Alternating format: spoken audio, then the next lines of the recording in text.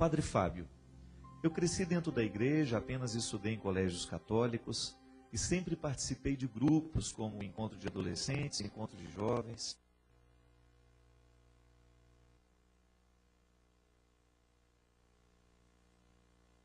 E me afastei um pouco da igreja, mas nunca me afastei de Cristo.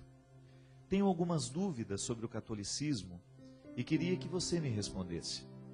Hoje vivemos num mundo capitalista que valoriza a riqueza, a beleza e o poder. E este capitalismo está intimamente ligado com os valores protestantes. Vide a ética protestante e o espírito do capitalismo de Max Weber. O catolicismo e seu desenvolvimento está intimamente ligado ao feudalismo, onde seus valores foram muito mais fundamentados, onde a instituição igreja pode se estruturar também para acumular riquezas. E até hoje vejo resquícios dessa época em nossa cultura católica. Uma vez, padre, ouvi de um outro padre da paróquia onde eu cresci, que a igreja é santa, mas também pecadora.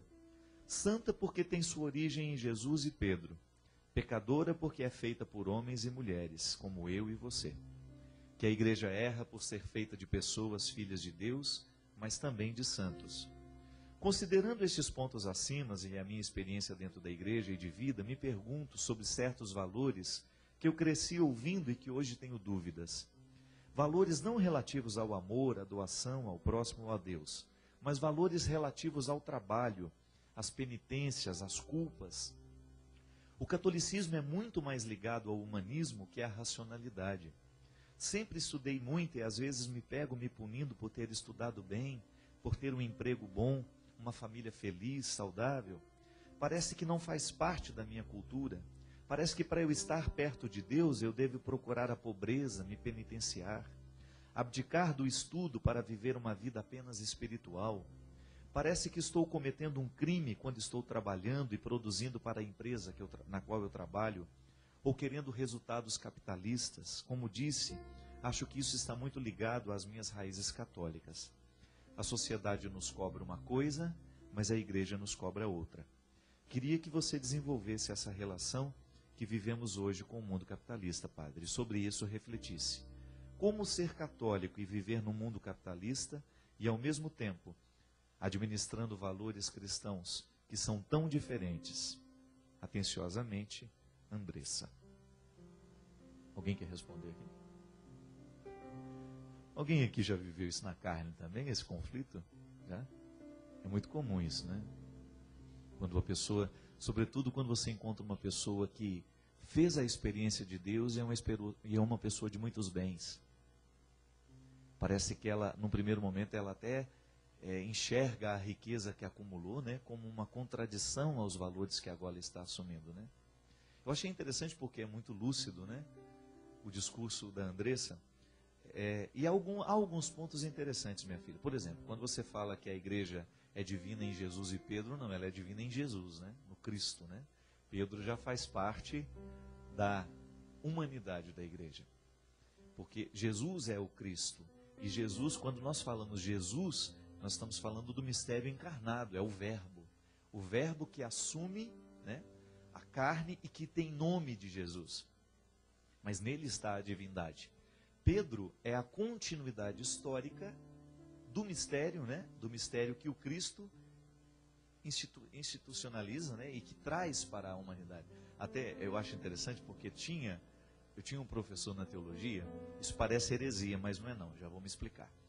Ele fala assim: Jesus queria o reino, mas Pedro fez a igreja. Interessante isso, né? O desejo de Jesus era o reino de Deus, mas nós só conseguimos dar a ele a igreja, ainda.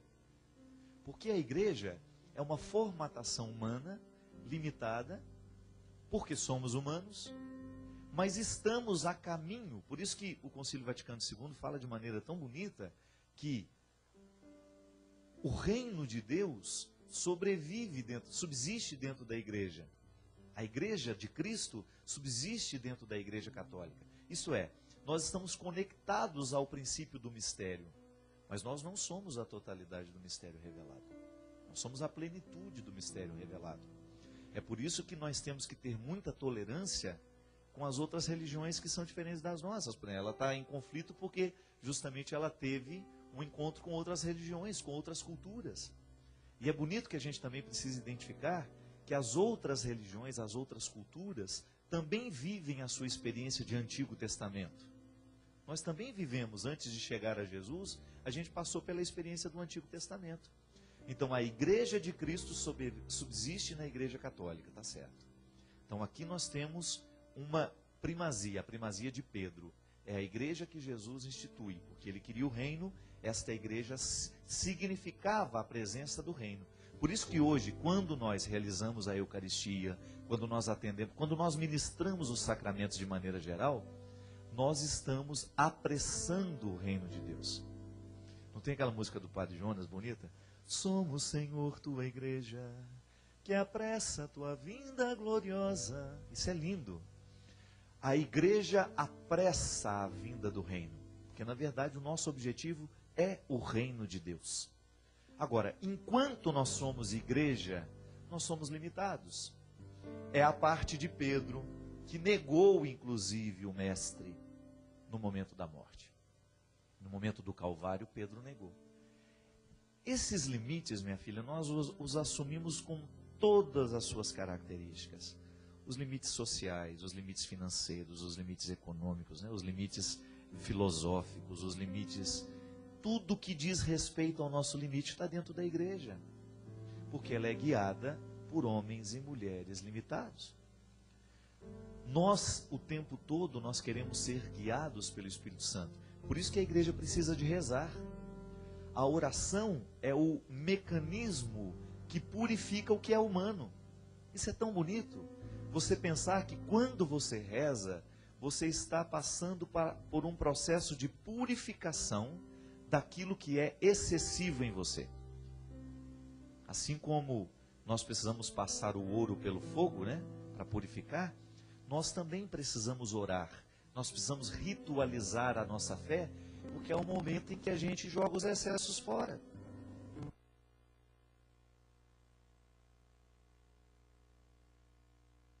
É para a gente tomar contato com a nossa fraqueza e superá-la em Deus. A graça de Deus está agindo o tempo todo, mas onde que ela age? Na natureza humana, que é limitada. Então o processo de Deus em nós é lento. Ele fica mais acelerado à medida em que a gente se converte mais, né? Então quanto mais essa igreja estiver convertida, mais rápida será a ascensão do reino sobre esta igreja. Então é bonito a gente pensar isso. A igreja de Deus, a igreja está aqui. Ela tem características humanas, porque ela é feita de pessoas. Mas ela é uma instituição divina, isto é, nasceu do coração de Jesus. Mas o que é que Jesus quer que esta igreja chegue a ser? Reino de Deus. Por isso que nós não podemos ficar brigando entre nós. Senão é uma hipocrisia da nossa parte. Se você pega dentro de uma sacristia e se você identifica que na sacristia quem manda é o diabo, o reino está longe. O reino de Deus precisa começar nessa fraternidade que a gente vai começando, que a gente vai alcançando quando a gente tem a oportunidade de conviver, de trabalhar juntos.